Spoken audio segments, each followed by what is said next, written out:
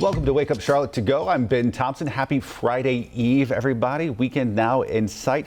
A lot to talk about this morning, but first let's get a check of the forecast with Larry Sprinkle. He's standing by with hopefully another beautiful day out there. It was so nice yesterday. Really more of the same today. You may find a little bit of patchy fog this morning. Otherwise, it's been a mild morning, and that continues throughout the day today. We'll look for temperatures this morning ranging up to about 73 degrees at 11 a.m. Run to this afternoon, upper 70s. We'll be in the upper 70s to near 80 for the afternoon, even 10 o'clock tonight. How about 68 degrees at that time of day? Check out the 7-day forecast for today. Near 80, more of the same tomorrow, upper 70s. Rain chance about 30% on Saturday. Doesn't mean it's going to be a complete washout for the weekend. Mid 70s on Sunday. Then we stay in the mid to upper 70s Monday, Tuesday, and Wednesday of next week. And that is your forecast this morning, Ben. All right, now to a look at today's top stories in your morning rush. North Carolina staying in phase 3 of Governor Cooper's reopening plan. Governor Cooper says he's pausing this particular part of phase 3. We're not moving backwards, but he says we can't move forward because of the number of COVID cases that have increased over the last week.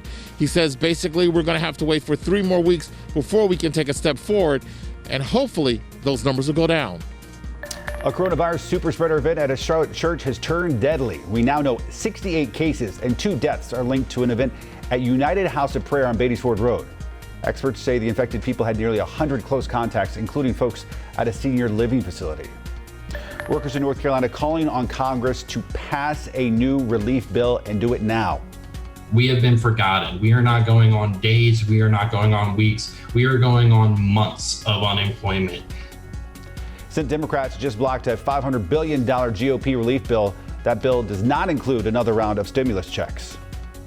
CDC redefining what is considered to be a close contact of someone who has COVID-19. It now includes someone who has been within 6 feet of an infected individual for a total of 15 minutes a day. New research shows cumulative time around infected people, even as multiple brief encounters, is just as important. Senator Kamala Harris criticizing President Trump for his response to COVID-19 during her trip here to Charlotte. She says he downplayed the virus for months. Remember, the President of the United States is the Commander-in-Chief of the United States, who is supposed to have as his first priority the health and well-being of the American people. Worth noting, Harris campaigned in front of a small, socially distanced crowd at Truist Field. It was not open to the public because of COVID-19 concerns. Rachel, a slightly different situation out in Gastonia.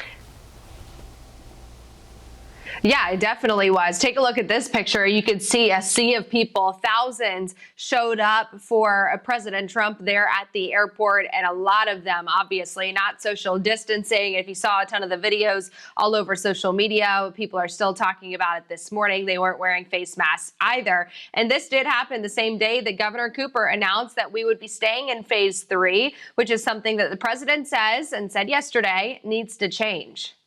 I love this state. You got to get your governor to open up your state. That wasn't the only health concern, speaking of the social distancing, but also there was an issue with heat exhaustion and dehydration just after 6:30, and EMS told one of our reporters that they had already treated over 30 people. And meanwhile, 30 minutes away, we just mentioned vice presidential candidate Kamala Harris, also in our state. She was in Charlotte at the ballpark. It was a rally to about 150 people there, spread apart. It was not open to the public. She also stopped by different small businesses, including this one, Social Status in Plaza Midwood. So, of course, we will continue to watch their campaign stops very closely since we are just days away, and what happens at the debate tonight, guys. Rachel, thanks. Time now to connect the dots when we make the news make sense. The final presidential debate is tonight. After the first debate was just widely criticized, panned over interruptions the whole time, the commission has decided to add a mute button. And you know what? It's not the first time. The Presidential Debate Commission added a new element to the debate format. Let's connect the dots. Each candidate's microphone will be muted while the other has 2 minutes to answer a question. That doesn't mean there won't be a chance for verbal sparring. During the open discussion portion of the debate, which is the majority of the 90-minute format, both mics will be open. This prompted claims that the bipartisan commission is biased, but the chairman says they aren't doing anything radical. Instead, they're enforcing a rule both candidates agreed to, that there would be no interrupting during the first 4 minutes after a question, a rule the commission says both candidates violated. This isn't the first time there's been an argument over cut mics at a debate. In 1980, Ronald Reagan complained about attempts to turn off his microphone during a primary debate. When moderators tried to turn off his mic, Reagan turned to the audience and asked, "Is this thing on?" The crowd roared in approval, and the microphone was never turned off. And that is Connecting the Dots. Again, the debate is tonight, 8 o'clock, and you know where you can watch it?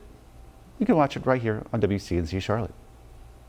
All right, now to some stories to keep you and your family safe and sound today. Now your favorite jeans could also help you fight COVID-19. How about that? Fashion brands like Diesel now launching antimicrobial denim. The clothes are treated with a chemical called Viral Off. They claim it gets rid of any viral activity on your pants within 2 hours. Viral activity. How about that for a phrase? The technology has been used before on exercise clothing to block odors. More companies plan to incorporate it into everyday wardrobes because of COVID-19. All right, perhaps one of the most important stories of the day. Want to feel skinny after gaining that quarantine 15? Weigh yourself tomorrow morning on Friday. Experts say that is when your weight is the lowest. Friday mornings. We're at our heaviest Sunday nights, so don't even come close to that scale on Sundays.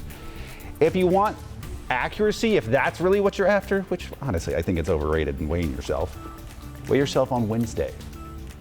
By the way, listen, your weight can fluctuate as much as 6 pounds a day, so if you weigh yourself you don't like it, just convince yourself you did it at the wrong time of day, right?